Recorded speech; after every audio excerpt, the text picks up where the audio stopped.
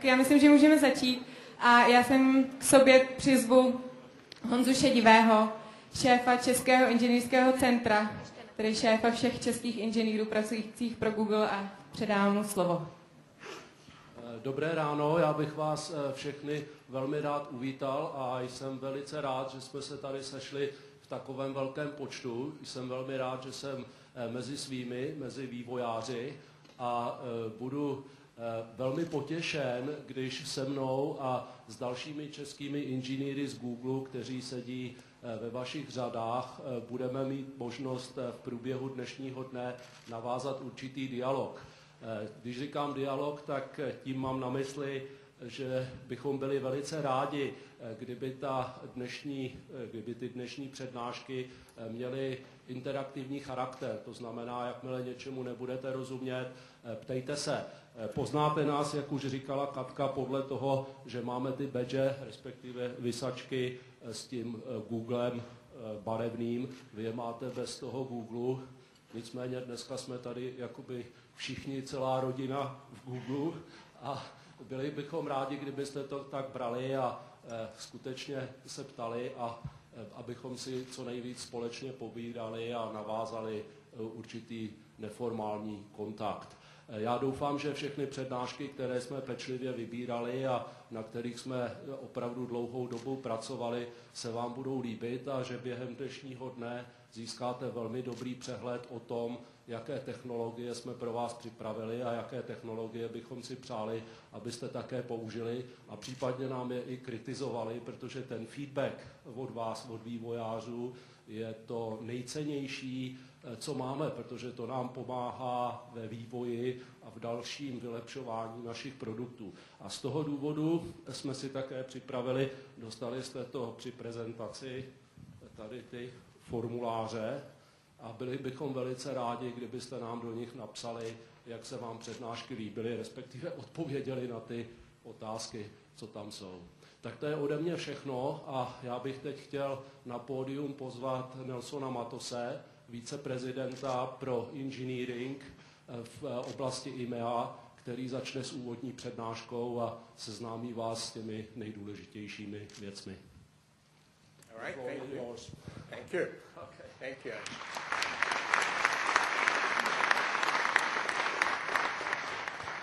Thank you and welcome everyone. I hope you will have no difficulties understanding my English because unfortunately I don't speak Czech. It's really great for me to be here in this great city of Prague. I have been here actually many times before, but never with Google. And for us, it's particularly exciting to be conducting the very first Developers Day in this great city. As you probably know, Google actually does develop a lot of applications for the web. You could also say that that's pretty much everything we do. Because of that, obviously, we have a lot of insights and experience as to what it takes to develop these applications. And in particularly the difficulties that are associated with that. So it's obviously on our own interest to make the development of the applications on the web as simple as possible. And this is what we're going to be spending the whole day talking about. Talking about the types of tools and the types of technology enhancements that we are actually bringing to the web to make the overall experience to all of you developers and at the end of the day to the end users a lot better. At a very high level, if you think what is behind what Google is trying to do here, Google really cares about actually moving the web as a platform as a whole forward and increase the capabilities, the applications, the number of applications, the number of users actually using the web as a whole. It is for us actually a very important deal. And we think it's also something that is very important to all of you. Because instead of developing your applications to different proprietary platforms, Windows, Mac, Linux, and having to choose between which one you're going to pick, you could actually be developed for the one platform and for the client that you can be sure is going to be available in all these different platforms, which is the browser. That should actually make our life and your life a lot easier. And you're going to hear a lot more about what are we actually meaning by that. So I want to start with give you a very quick view from a high level, what are we actually talking about, what does that really mean, continue to progress the web as a whole. We'll give you then a little bit of motivation. Why are Google doing this? I know that all of you, and it's actually a general theme here in Europe, are usually quite skeptical of any vendor presenting any piece of technology and strategy. So let's be explicit about and talk about why do we care, why does Google care, and why do we think you should care. And then we'll talk about, from a technology perspective, what we are really doing. Obviously, just in terms of an overview, you are going to have a lot of sessions following this presentation that will go into a lot of depth in each one of the components that you are going to hear in my overview. So at a very high level, Google is focusing on three main things. The number one, the client, and actually making the client more powerful, and closing the gap of functionality that is available in the browser, in that client, with that is available in more traditional platforms. The second thing that we are very focused is make the cloud and those resources and services and offerings that we actually have built over a decade more available to all developers. We do believe that there is a huge burden on a lot of developers that want to really build highly successful applications in the web. And we'll talk a little bit about what we are doing there. And finally, we are obviously extremely interested in keeping the connectivity pervasive. And we'll cover that as well. So let's start with making the browser more powerful. When I talk about the web and its corresponding client, obviously the client that we are targeting here is the browser. Is the one that we actually can be sure that is going to be available in pretty much every single platform, every single desktop, and it's also becoming available in every single mobile device. There is a lot of benefits and a lot of positive characteristics of the browser. As you know, no installs are required for the applications running on it. It's built on quite simple and open standards, and is ubiquitous. You can be sure that is one client that is going to be available in any of the desktop applications as well as in mobile devices. And also the browser that is becoming available in mobile devices is becoming more and more powerful with a lot of new capabilities coming every single month. However, if you compare what is available in the browser today with what is available in traditional platforms, you will see that we still have a very significant gap between what you are as developers or even the user experience between what is available in the browser and some other platforms. Don't take me wrong, I know that all of you probably love your browsers, and I do believe, and so does Google, that a lot of progress has been made in the last several years since HTML actually got developed. If you look at things like DOM and CSS, etc., those were actually very significant pieces of functionality that were actually added over the years. However, we do believe that innovation is actually not moving fast enough. If you look at something as powerful as XML HTTP request, it took about 10 years until this capabilities was seriously leveraged by applications and pretty much started after the delivery of Google Maps and actually Gmail. So there is a lot of more innovation that is necessary, and actually we need to increase the speed with which these innovations are coming to market. So when we talk about making the client more powerful, what we intend here is really close this gap that still exists between the functionality available in the browser and in traditional platforms. Obviously, we hope to even surpass the capability at some point. And Google is doing a lot in this area, probably one of the most important and latest projects in this area is actually Chrome, and you will hear quite a lot more about that in my presentation and during the day.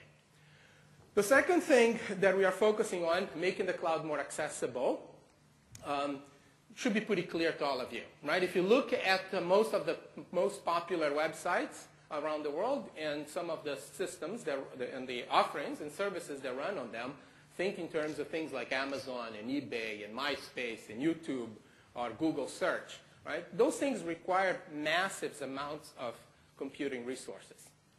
And most developers actually don't have this type of computing resources available to them. So Google is very interested in making that type of resources available to anyone that is interested in developing applications for the web. We invest millions and millions of dollars every quarter upgrading our data centers, expanding them, so that we can continue to build the types of services that we have. That's also why we have the ability to have products like Google Maps that can process in less than a second a huge number of databases, have access to look at business listings, deal with images and geolocation application, and very quickly show the results of whatever you had asked to have asked the system. And in parallel to that, we are serving millions and millions of queries over search and YouTube downloads and email messages through Gmail, et cetera, et cetera. So we are obviously not the only ones investing on these big clouds. Many other companies actually are doing the same. But most of the developers that are out there simply don't have those resources on their hands. And so Google is very interested in actually facilitating and making those investments available to all of you. And we'll talk about what exactly are we doing there. And the third area is really keeping the connectivity pervasive. Here in the Czech market, about half of the population, 5 million users, are internet users. And 127% mobile penetration in this country. It's amazing. There is more mobiles than people here. I don't know why people would need more than one mobile, but that's a different story. And what is even more amazing is that it continues to grow. And these numbers are actually growing quite significantly. So this is a huge opportunity for all of you developing applications for this very large number of users. However, right, this connectivity also imposes some challenges, because as you are developing your application, you need to have that huge amount of potential users with their connectivity, could be wired or wireless, in mind. So how do we keep that connectivity pervasive is quite important, and it's also of our key interest, and we'll cover that later in the presentation. So before I get into the technical aspects, I'm pretty sure you are asking, yeah, great, but what is behind all of this? Why does Google really care? Obviously, because we are good guys, but that's not the real reason. There are actually two main reasons why Google is so interested in continue to move the web as a platform forward. The first reason has a lot to do with our own history. If you think about the history of Google, right, the web is actually the only platform that we have ever known. And Google became successful because the web became successful. And not only because of the web, also because of a lot of the open source technology that was available there.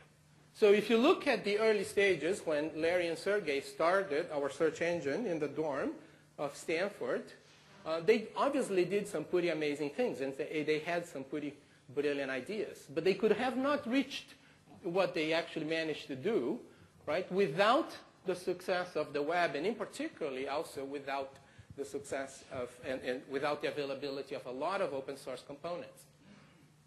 So we have grown into a culture of partnership, and a culture in which we believe that the open aspects of the web are very, very interesting. And so Larry and Sergey believe that it's part of our duty to continue to actually help the progression and the openness of this platform that has made Google successful, and hopefully will continue to help us remain successful. So that is actually the main goal and the main reason number one.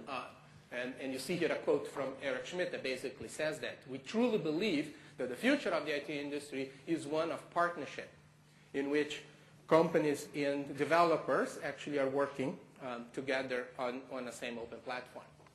But there is obviously a second reason, which is the economic incentives that we actually gain by having the web successful. As we increase the functionality that is available and the power of the client and of the browser, and we make our computing resources available to everyone, etc., obviously there are going to be a lot more applications coming online, and hopefully more richer applications. With that, we are likely to see more users using the internet. We're going to see more traffic, a lot more usage. And with more usage, this is revenue for all of us deploying those applications. For Google, more traffic means more search, and more search actually means more revenue. So obviously, we are very interested in keeping this platform as popular as possible, because that's the way we're actually going to grow our revenue. And this is the main reasons why we take a significant chunk of that revenue and reinvest in open source projects and give them a way to facilitate the development of further applications, not only by us, but by anyone. Projects like Chrome or Android or OpenSocial or Google Web Toolkit are all projects that have exactly that in goal. Keep this cycle actually moving forward and helping us and helping anyone that is actually developing applications on the web. Okay, let's talk now specifically about what are we really doing in each one of these areas. I want to start with the client. So as I mentioned, right, when we are talking about the client, what we really mean here is the browser. And the goal is to increase its functionality to be at least as powerful as traditional platforms. So what you see on the slide on your left is the website of Amazon in 1995. And what you see on your right is the website of Google Maps, right, with street views as of this year. You can clearly see the huge contrast between these two. Very clear, the applications that we are developing today on the web are stretching the limits of the browser. Browsers that were originally designed with these types of applications in mind.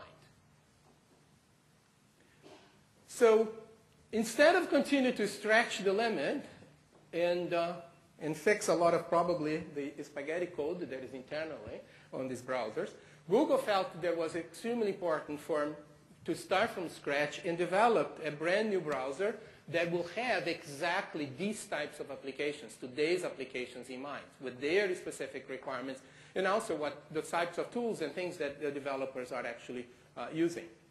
This is what we actually try to do with Chrome, Google's open source browser that came out recently, as you probably know. Let's talk a little bit about what components actually Chrome has. But I want to remind you that it's fully open source. The first component is basically WebKit, which, as you know, it's also an open source component, basically a rendering engine that we actually leverage inside of Chrome. The second most important component is V8, which is an engine for JavaScript that was specifically designed for speed, for performance. Think about the power of and the demand of an application like this one in today's world. So Chrome includes V8 exactly with the processing power behind it. The third component, which is also very important, is its multi-process architecture. It was actually included in Chrome with basically three things in mind, right? Stability, which is a huge problem in many of the browsers that we have today. Obviously, scalability, but also security. As I had mentioned, Chrome is an open source project under the name of Chromium, and we specifically developed it that way so that anybody else out there could take advantage of the components and the technology that we developed, and include in their browser or in their other technology that they want to actually bring to the web.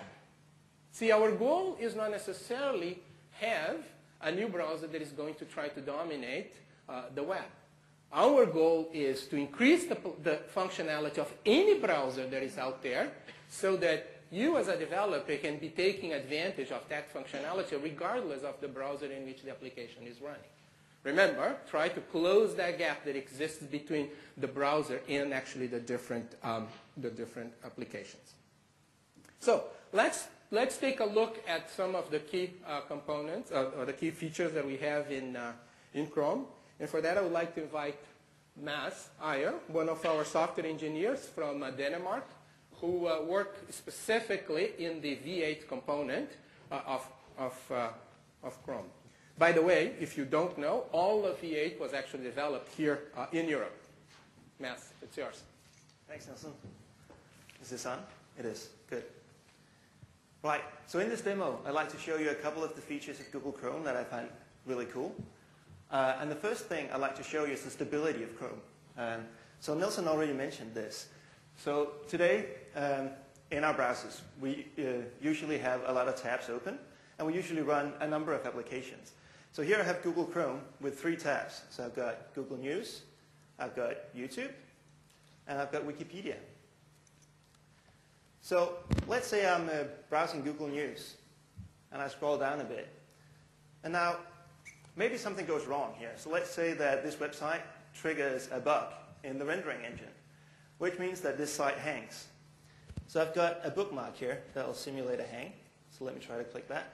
So now this page is dead. So I can try to go to the scroll bar, and I can't scroll the page, and try to click links, and that won't work. So this page is hung. It's just, you can't do anything. So in most browsers, that means that your entire browser would hang. It means that you couldn't do anything in the browser. It would be completely dead. And that's not the case in Google Chrome because we have a multi-process architecture. So each of these tabs run in a separate process. So only this process is hung. So, and here you can see it's become unresponsive, so it won't show about that. So you can go to some of the other tabs, and you can scroll, and you can click links. So all of your other tabs are still alive, and you can still use them. Okay, so since we have multiple processes in Chrome, we've built in a task manager in Google Chrome. And here it is. So you can see I have a bunch of tabs open in Google Chrome, and this is actually not the only instance I've got running of Google Chrome on this machine. So if we try to find the Google News tab, see if I can find that, it's down here. You can see that it's using roughly 50% of my CPU time.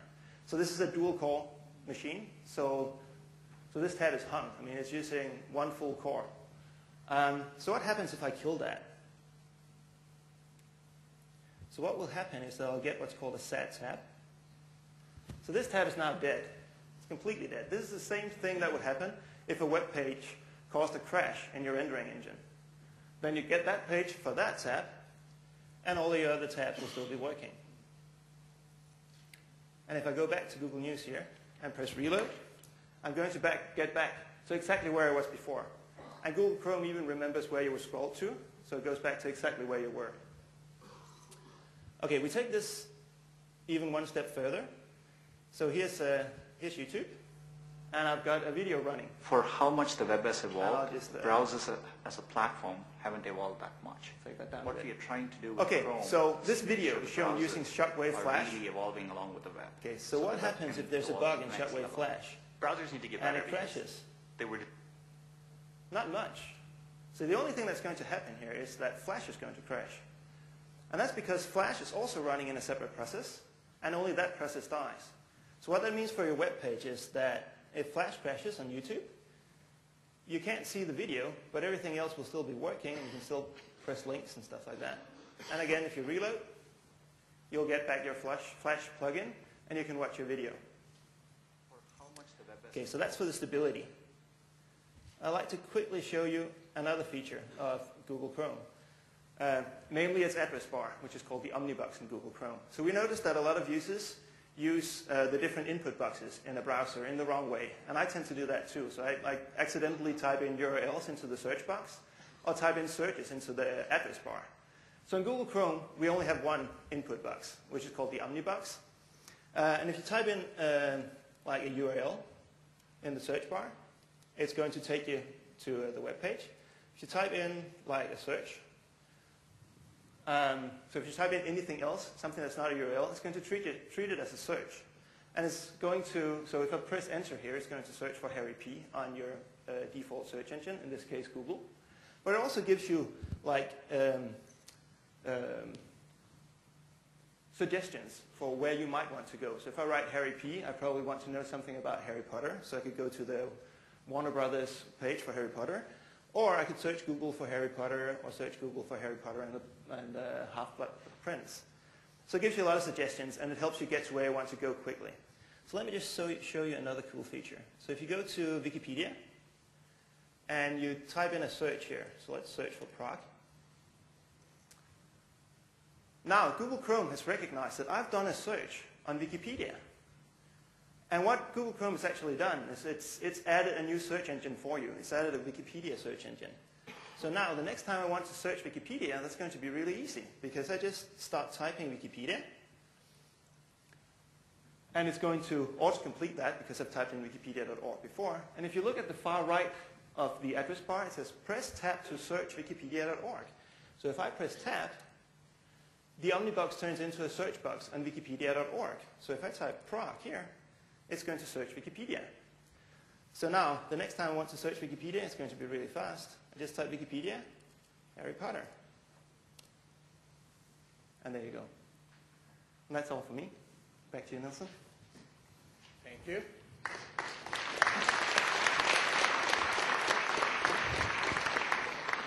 So I hope you guys like Chrome and start using it to develop some of your applications. Let's talk about the second thing that we are doing to help the functionality of the client, and that's Gears.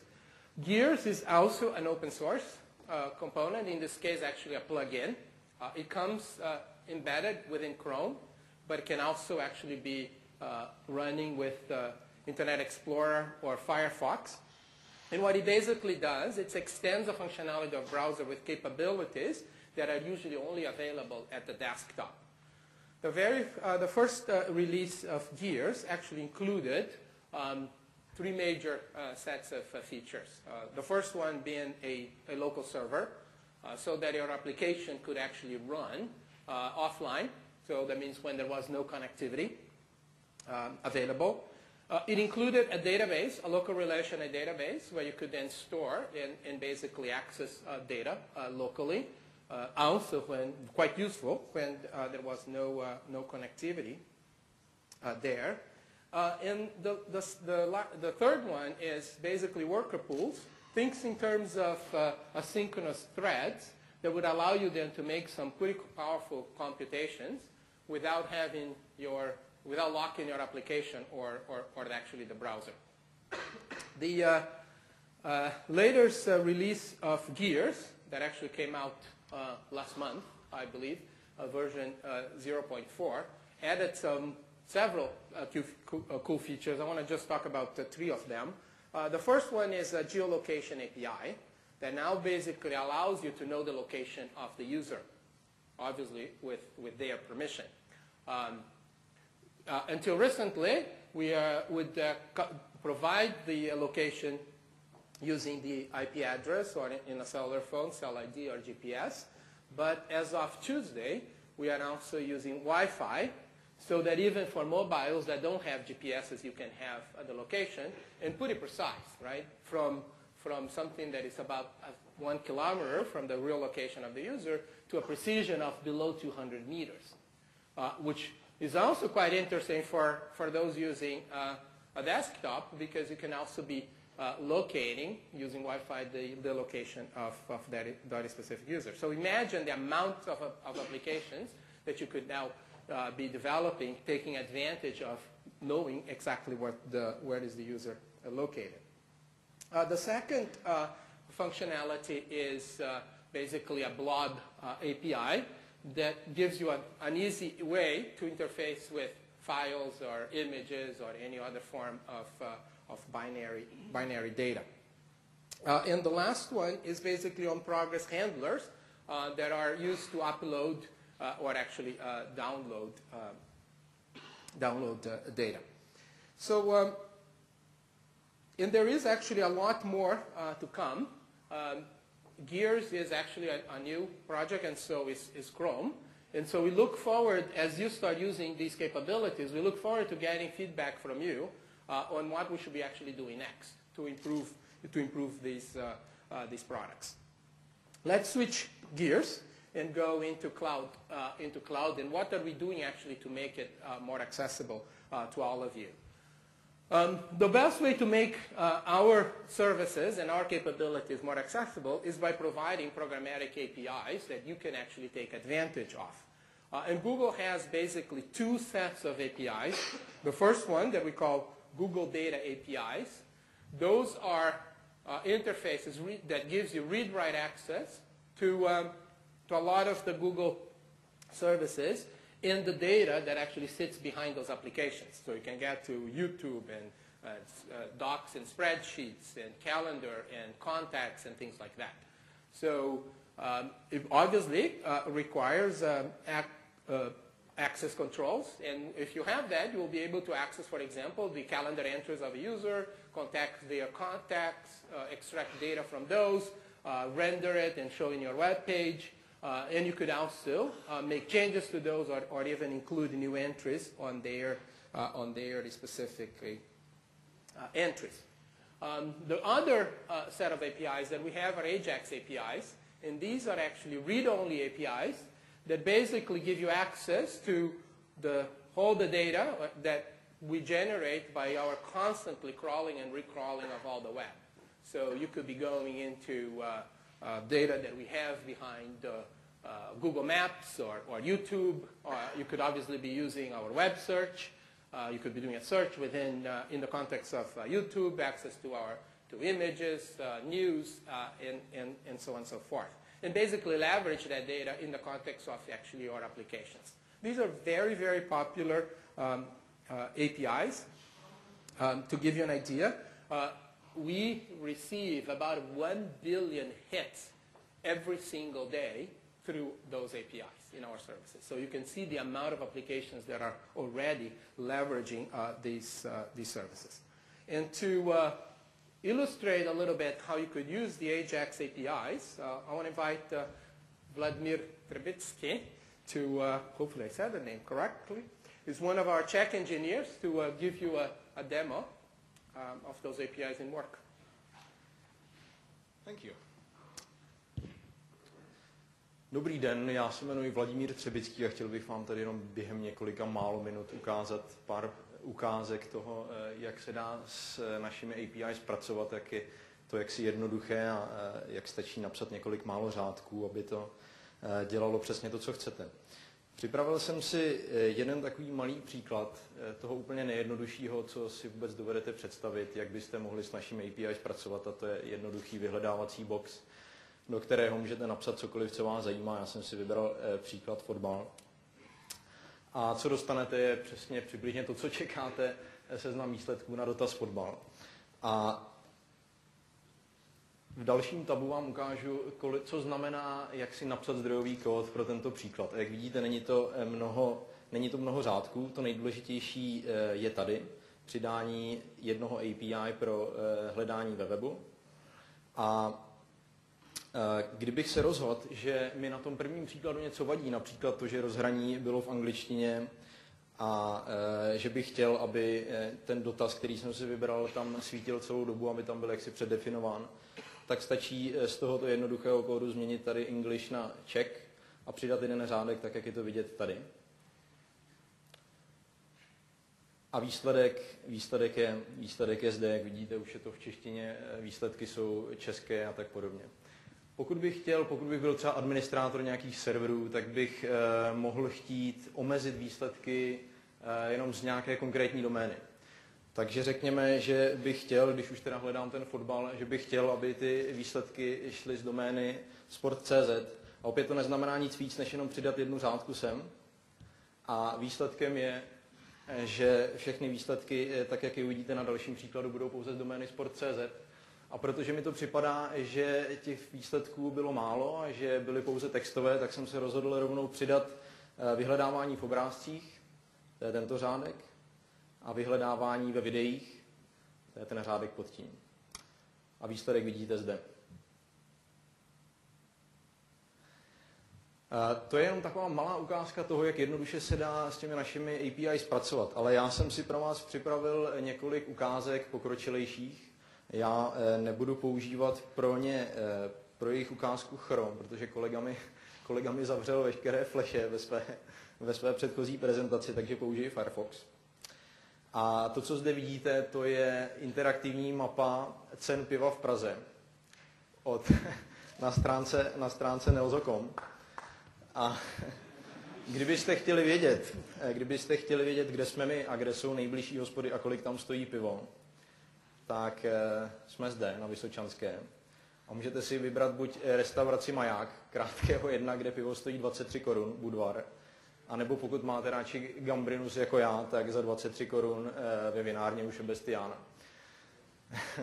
To je jedna z ukázek. Druhá ukázka ukazuje, jak se dají spojit dvě API do jednoho. Toto je závod, který se konal někde v San Francisku. Já vám ho rovnou pustím. Co udělali je, že tak jak ty závodníci projíždějí tou ulicí, tak je na mapě rovnou vidět, kde jsou.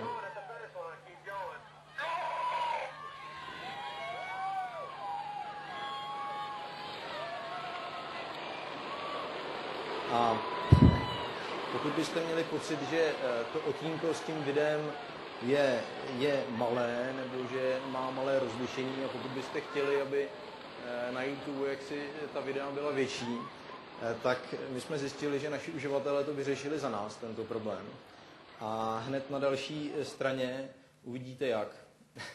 Oni vzali 4 okýnka YouTube, vzali to video, které chtěli nahrát, rozdělili ho do 4 částí, nahráli ho jako 4 videa pomocí API, ho jak si přehrávají celé naraz. A to je z mojí strany vše, já vám děkuji za pozornost.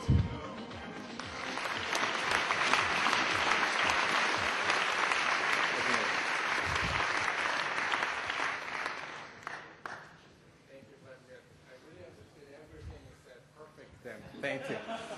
All right, let's continue to talk about what we are doing to improve the accessibility of the cloud. The second thing that we are doing is trying to make the overall development, in particular deployment of applications, better. When you develop your application for the web, as you probably know, there is a lot of things that you have to do. The most fun part is to write your piece of code and test it. And that's the little box that you see on the top. But then you have to deal with the design of your database tables, the design of your database and set it up. Then you have to configure your Apache servers and have all of that run in some operating system and make sure that all these pieces actually work very nice together. Once you are done, now you have to go deploy your application. And that probably brings some financial challenges. You have to go figure out in what machines you're going to run, either real physical machines or some virtual machines, which obviously costs money. Then you have to go set up monitoring and logs, and you have to go configure all of that and make sure that this thing is up and running constantly. And if your application grows and more users come, you need to make sure that everything is working smoothly. And if you are very successful and then you get a gazillion of users, then things become even more difficult because you have to go back and rethink about your database. You may need to run your application now in multiple machines. You're going to have to deal with load balancing, reconfiguring, things, etc., and worrying about how you're going to scale your application.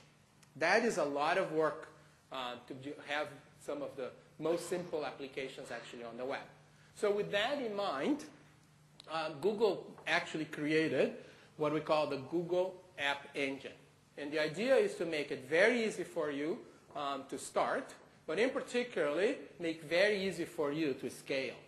So the whole idea is you write, you do the fun part, you write your piece of code using our SDK on your machine, test it, and when you think you are ready, you go and you deploy that application on our machines, on our data centers, and we'll actually take care of scaling that application for you. And hopefully making with that the whole experience of developing web applications a lot easier.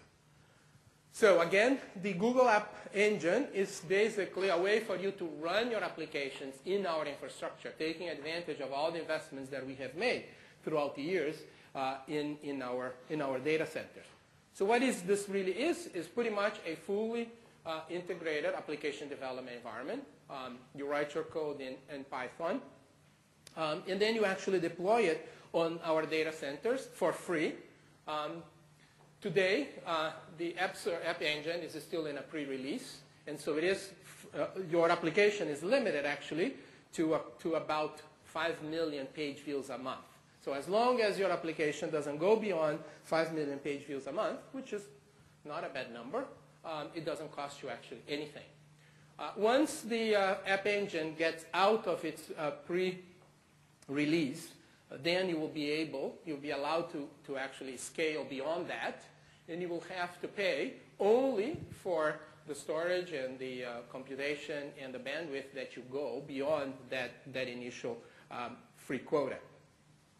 We are actually seeing, and we are still actually developing the application engine and actually getting a lot of requests for additional features, and we are working quite hard actually to add new features. And in fact, one of the things that we heard quite a lot as we deliver the App Engine was the request for HTTPS serving capabilities, and we just recently actually got that out as well.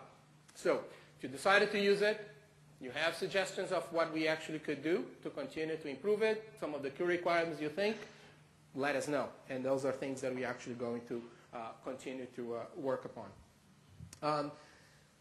We are starting to see a lot of applications actually that are taking advantage of the App Engine. And I want to share with you actually just the examples of two. The first one is an application that you can find, Wordle.net. Basically what that does, it takes a piece of text, and you can see an example here that I actually created in less than a minute. Takes a piece of text that you could either copy and paste in there or a piece of text given a specific URL, and analyzes that text, counts the number of words, and depending on the frequency of the word, it creates a representation like this. So you see that this word, which I'm not going to try to read, and Google, are actually some of the most frequent words in that specific text. And you can play with this. You can actually show you can use different fonts and colors and shapes for how this actually is displayed. It's quite neat. Another application that I want to share is buddypoke.com. What this is actually an application that gives users an avatar that they can use to express themselves and basically interact with their friends. Quite popular in social websites. And to give you an idea of the benefits of using the App Engine, when they are actually an application that supports open social. And so when Orkut in Brazil open social applications to the Brazilian users, and I don't know if you know, Orkut is the most popular website in Brazil by far. When they open the open social applications there, BuddyPoke saw an increase in downloads and installs of their avatars by 8 times overnight. And it was very easy for them to handle that significant increase of workload by actually running on our infrastructure. So let me talk about the third component, which is about keeping the connectivity pervasive. As you probably know, those of you that actually developed for mobiles know how challenging it is to develop for those platforms. Almost every mobile device has a completely different stack, from the device characteristics to the operating system to the software platform, etc. Some using very proprietary APIs, some of them using more open and standard interfaces, which almost cause you to have to develop different applications for each one of those devices that you actually want to run. And sometimes even between the same devices, but if it's actually brought to market by different carriers, you have exactly the same types of challenges. Makes basically the development of these applications quite difficult.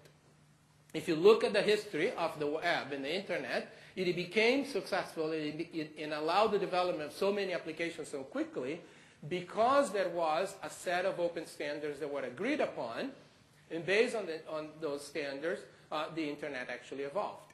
So Google believes that we have an opportunity to do exactly the same thing on the mobile side. And so a few years back, Google and another 34 companies created a mobile stack under a project name called Android that basically has a complete new software stack from the lowest level all the way to the application as an open source that actually will run on mobile devices with the hope that the mobile industry will embrace this technology, and by doing that, seeing exactly the same evolution that we saw on the web running actually on mobile.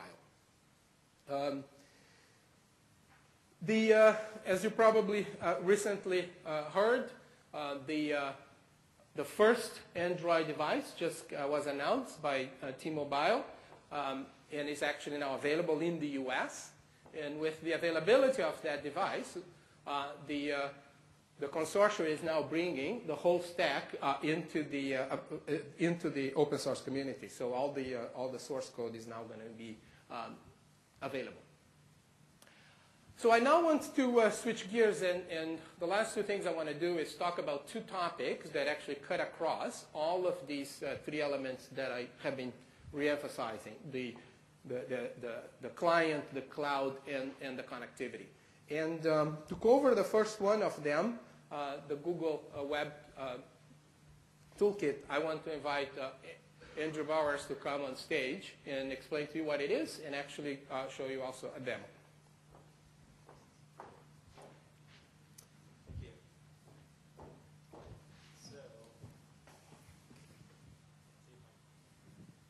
Can you hear me now? Okay. So you've probably noticed a few trends by now. One, that we want to make applications easier to develop on the web. Two, that we want them to be fast. And three, that we want them to be powerful. So browsers these days are actually quite capable. But in order to take full advantage of the browser, you have to basically be a Java expert. You have to know the differences between multiple browsers. And you probably have to have a good amount of time on your hands. Alternatively, you could have a nice set of tools to help you out there. And that's where Google Web Toolkit comes in. So Google Web Toolkit allows you to develop applications in the Java programming language. It then cross-compiles that Java source code to highly optimized JavaScript. And it also does that in a way that tailors it to each browser. So you have to worry less about multiple differences between browsers, and you can spend more time developing your app. This also means that you get to take advantage of all the IDEs and tools that are available for Java. And there are a lot of really good tools that are out there for Java. It's a highly effective approach, and it allows you to be very productive as a developer while also delivering high performance for your user. So I want to show you what that looks like. Whoop, I'm giving away my next slide. So productivity comes in a few places. So here I have the Eclipse development environment, IDE. It's a popular environment.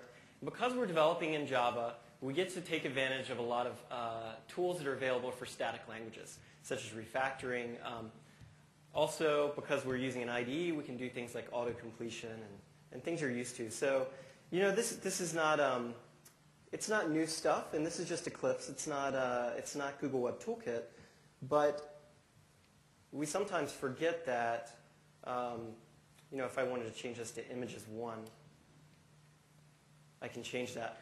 If you've been developing web applications for a while, you may have forgotten that some of these tools are out there. I know I was using VIM or using TextPad a lot, and you forget that some of these tools are available. So it's nice. Now, I mentioned compile, and you may be worried about, because we're compiling something, does that mean I'm going to have to wait for the system to compile my app before I can see it? You may be used to JavaScript where you can edit and then refresh. Well, we've tried to keep that same development model with Google Web Toolkit. And we have something called the hosted mode browser. So this right here is the hosted mode browser. And this is your Java source code is running in the Java virtual machine. But it's actually driving a real embedded browser. In this case, because I'm on a PC, it's driving Internet Explorer. And that's embedded here. So this is a simple Ajax app. This is the mail sample that comes with GWT. And you can see we can step through it. And it also means that I can make edits on the fly. So if I wanted to change this context label down here, I'll go into Eclipse. Here's where we're setting that contact label. So maybe I'll change it to, am I spelling that correctly?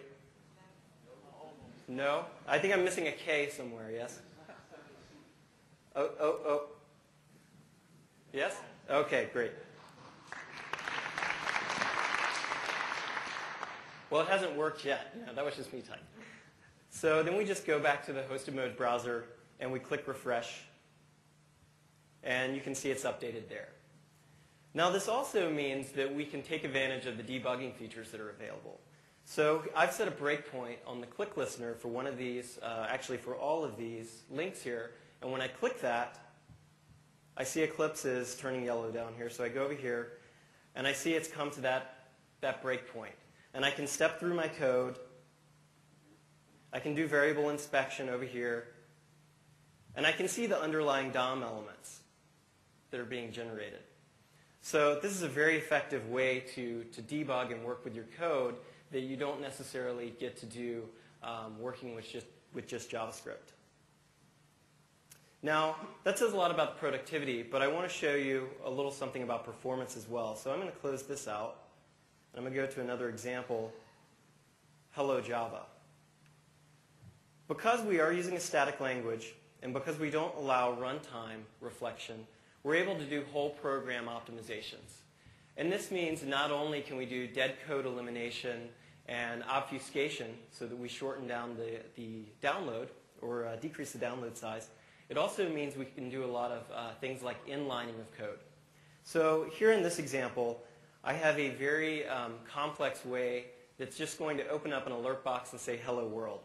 Now someone has just learned Java and they want to use all their favorite Java tricks. So here I have an interface that is setting up the phrase strategy, which is going to be hello world. Here I have a class implementing hello. Here I have a class implementing world. Here I have a combinator, which is going to combine those two. And it's using generics too, so it's using Java 5 syntax. And then down here I have getMessage, which is a function that's going to pull that all together. Now that's a long way to say hello world. And obviously that would be a lot of dispatches and function calls at runtime as well. But because we are doing compiler optimizations, we can do something about that.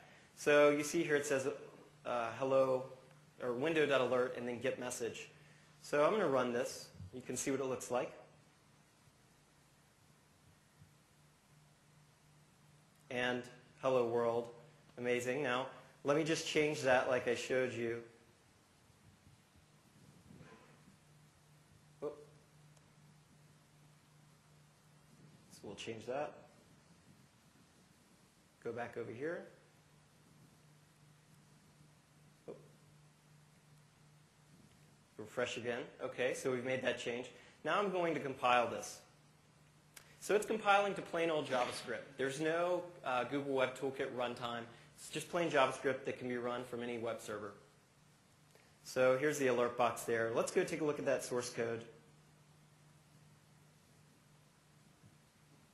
So here's the file with the source code.